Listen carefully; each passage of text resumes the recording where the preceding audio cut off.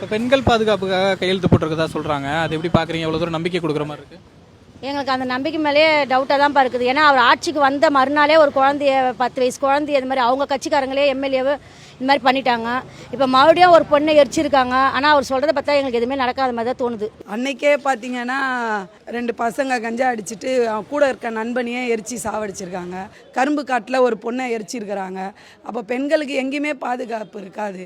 போதையை ஒழிச்சா மட்டும்தான் பெண்களுக்கு பாதுகாப்புன்னு சொல்கிறோம். அதையே இவர் தவணை மொழியாக உழைக்கிறேன்னா இவர் 5 ஆண்டு காலம் ஒழிக்கிறதுக்குள்ளே பாதி பெண்கள் அழிஞ்சு போயிடுவாங்க.